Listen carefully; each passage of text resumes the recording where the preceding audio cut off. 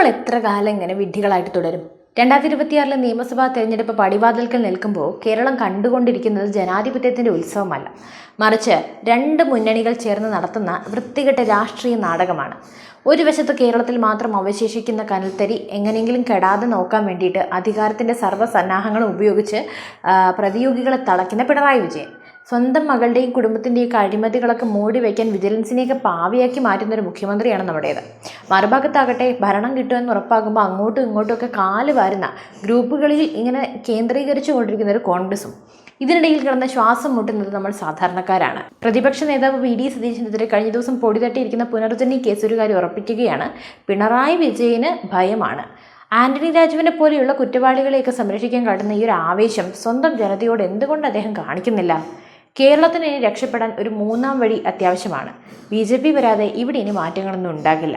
കേരള രാഷ്ട്രീയത്തെ പിടിച്ചുലയ്ക്കുന്ന ഈ വമ്പൻ തിരക്കഥയുടെ അണിയറ രഹസ്യങ്ങളിലേക്ക് നമുക്ക് കടക്കാം. എന്താണ് യഥാർത്ഥത്തിൽ ഈ പുനർജനി കേസ്? 2018 പ്രളയകാലത്ത് പറവൂർ മണ്ഡലത്തിൽ വീട് നഷ്ടപ്പെട്ട പാവപ്പെട്ടവർക്കായി വി.ഡി. സതീശൻ വിദേശത്ത് നിന്നും മറ്റും സഹായം സ്വീകരിച്ച് വീട് വെച്ച് നൽകി. ഇതിൽ വിദേശ നാണ്യ വിനിമയ ചട്ടം ലംഘിച്ചു എന്നതാണ് ആരോപണം.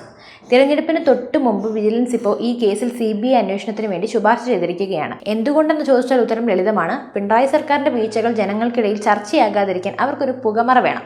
വിജിലൻസിന് മുമ്പ് നൽകിയ റിപ്പോർട്ടിൽ സതീശൻ നേരിട്ട് പണം കൈപ്പറ്റിയിട്ടില്ല എന്നും മണപ്പാട്ട് ഫൗണ്ടേഷൻ എന്നൊരു NGO വഴിയാണ് ഇടപാടുകൾ നടന്നത് എന്നും വ്യക്തമാക്കിയതാണ്. എന്നിട്ടും ആ റിപ്പോർട്ട് മുക്കി സതീശനെ കൊടുക്കാൻ നോക്കുന്നത് രാഷ്ട്രീയ പകപോക്കലല്ലാതെ മറ്റൊന്നുമല്ല.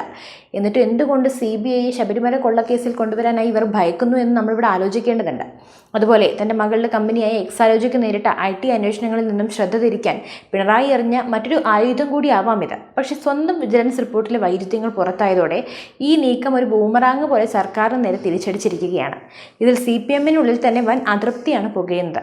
ഈ പുനർജനിയെക്കുറിച്ച് സംസാരിക്കുമ്പോൾ മറന്നുപോകാൻ പാടില്ലാത്ത മറ്റൊരു പേരുണ്ട്: ആന്റണി രാജുവിൻ്റെ ലഹരിക്കടത്ത് കേസിൽ, തൊണ്ടി മുതൽ മോഷ്ടിച്ച കേസിൽ, അഥവാ കേരളം പരിഹാസത്തോട് വിളിക്കുന്ന ജെട്ടി കേസിൽ കോടതിയുടെ ഉത്തരവനുസരിച്ച് ആന്റണി രാജു കുറ്റവാളിയാണെന്ന് തെളിയിക്കപ്പെട്ടതാണ്.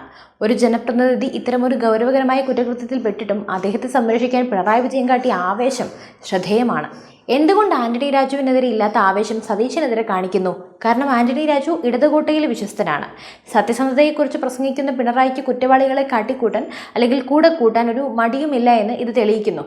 ആന്റണി രാജു കേസിൽ പ്രതിരോധത്തിലായി സർക്കാർ ജനശ്രദ്ധ മാറ്റാൻ കണ്ടെത്തിയ ഇരയാണ് വി.ഡി. സതീശൻ. പക്ഷേ കേരളത്തിലെ ജനങ്ങൾ അത്ര വിഡ്ഢികളാണെന്ന് മുഖ്യമന്ത്രി കരുതരുത്. ഈ ഇരട്ടച്ചങ്കൻ പ്രതിച്ഛായ എന്നീ രാഷ്ട്രീയ പ്രതിയോഗികളെ വേട്ടയാടാനുള്ളവരും കാട്ടായമായി മാറിയിരിക്കുകയാണ്. അദ്ദേഹത്തിൻ്റെ ഭരണത്തിന് കീഴിൽ കേരളത്തിൽ എന്ത് മാറ്റമാണ് ഉണ്ടായത്? ഒരുപാട് കടമെടുത്തു, ഖജനാവ് കാലിയായി, അതിലൂടെ ഇപ്പോൾ എലി ഓടി നടക്കുകയാണ്. അതാണ് ഇവിടെയുള്ള മാറ്റം. എന്തായാലും ഇടതും വലതും കണക്കാണ്.